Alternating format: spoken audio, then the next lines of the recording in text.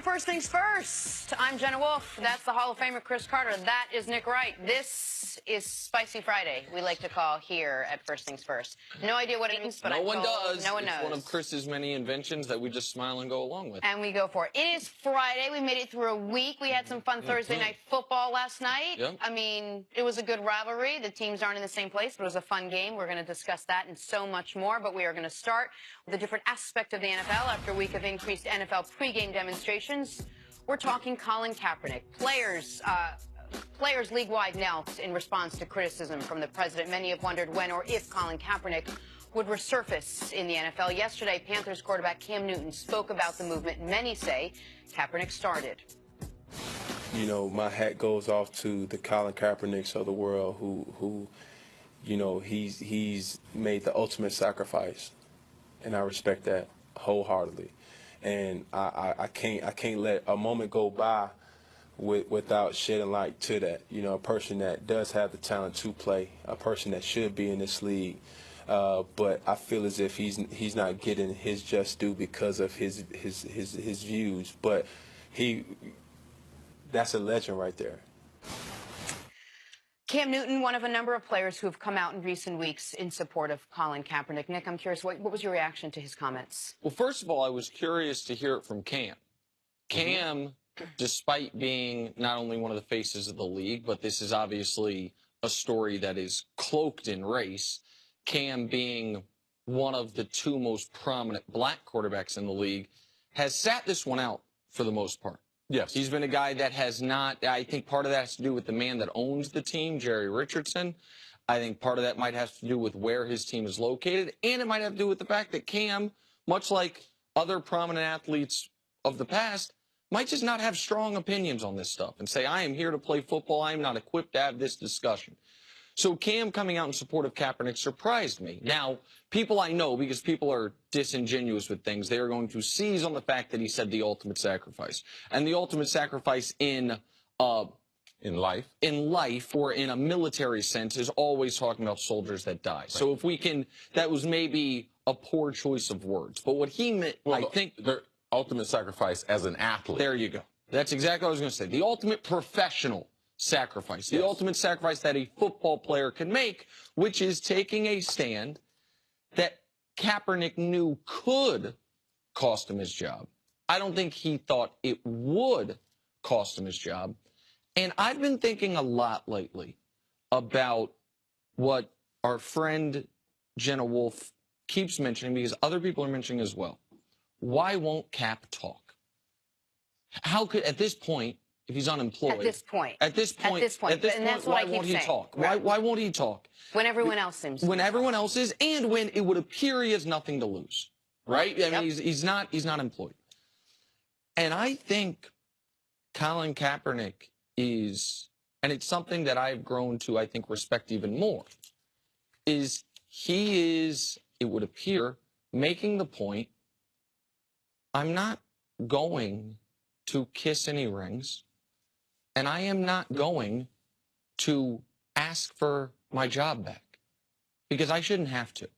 And if I don't get a job, it only makes my protest, my cause, resonate more. And so Colin told you he wants to play football. Yes. You told us he's in football shape.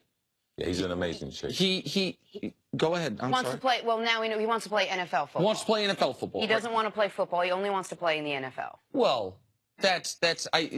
And the backstory is just that. It's a lot of guys that would play in the NBA but not go to Europe. But then we're not talking about a lot of guys. We're talking about Colin Kaepernick. His agent was. They reached out to his agent and approached him at the CFL. The Montreal Alouettes. Yeah. They have his rights. My son played for Montreal for 3 years.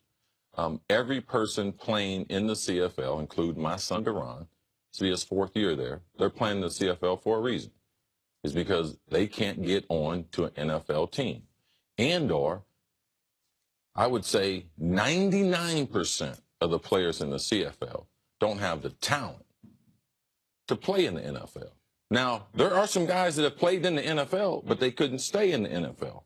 1, 2, 3 year veterans in the NFL, but the CFL, that's another opportunity. And Colin shouldn't have to play in the CFL. It's great to see that Colin is able to get some support by the most prominent, especially quarterbacks. Cam, that was nice because Cam didn't have this stance for a long time. So Cam, like a lot of people, reluctantly has been drugged into this based on kind of the challenge that was issued last week by the president. So Cam, like a lot of other players, he was very uncomfortable. He went to ownership. He went to Mr. Richardson, had a heart-to-heart talk with him. Then Cam came out with his statement and saying that there would be some type of demonstration of support this weekend. So that will be interesting going forward. But like a lot of players, Nick, you mentioned this. We don't have strong political views. Like sometimes we don't know how to express them. Now, as far as Colin Kaepernick, it seems as if a lot of people now are fighting his battle. He has more support than he's ever had. And Jenna, you and I have gone back and forth with Nick, should he talk? I do believe at some point there is no better voice for a person's concern than your own voice. It's going to be a time and point where Colin needs to speak for himself. And it's going to be coming up very, very soon because we've muddied the waters as far as social inequality and now national anthem. But I believe that the NFL, through meetings with owners and other players, they're going to try to come up with something to be able to separate this. Malcolm Jenkins, safety for the Philadelphia Eagles, he's very clear as far as what this is really about. If you ever want to read something good, listen to a lot of his interviews. Doug Baldwin was on a news network the other night.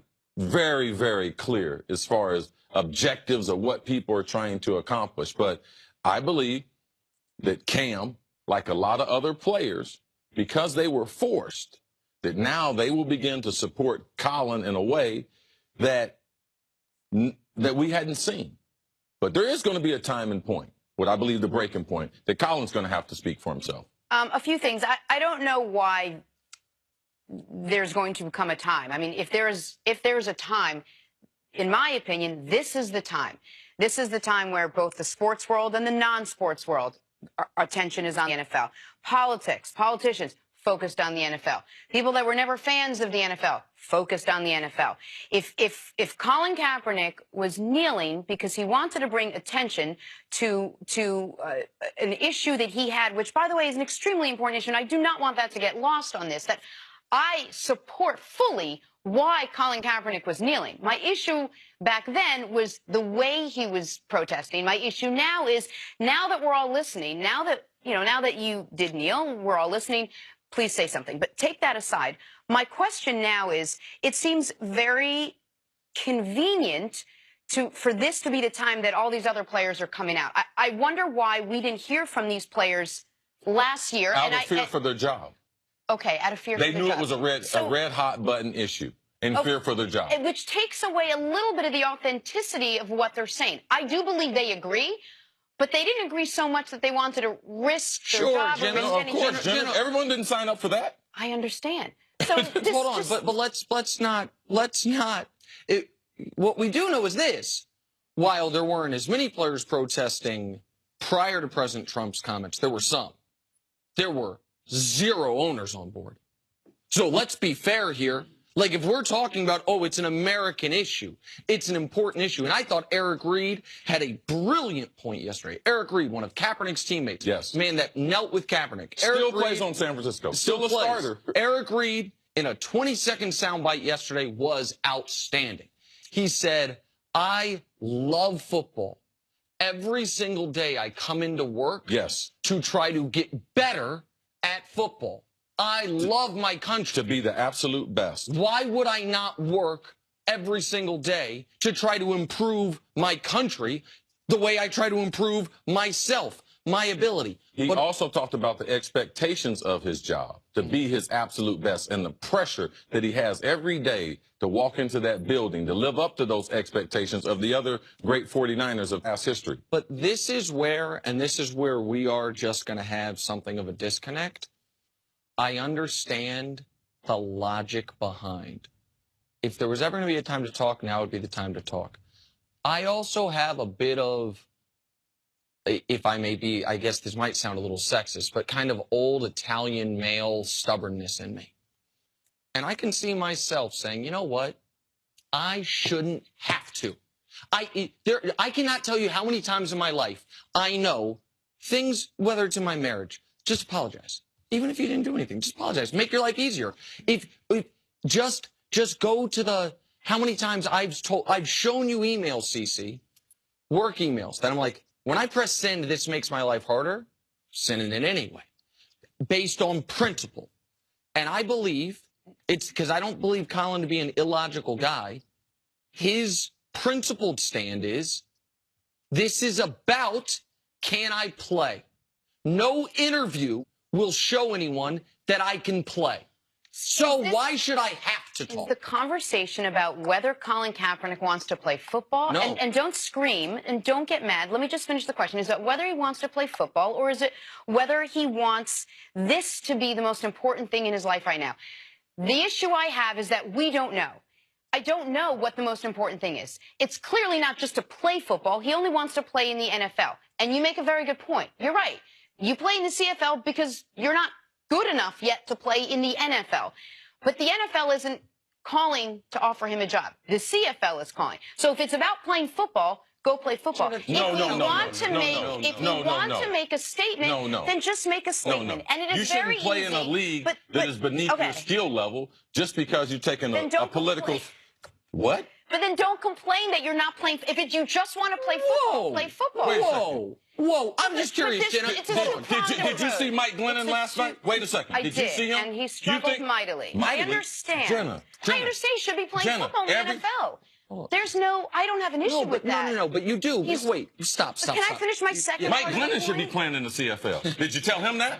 Oh, no, they gave him $45 million in Chicago. Well, I didn't give him $45 million. But you're representing the case of other players. I'm saying he wants two things. He wants to make sure that people understand what his cause is and why he started this. He wants to do what every other American wants to do. He wants to play at the highest level in every profession. That's what people do.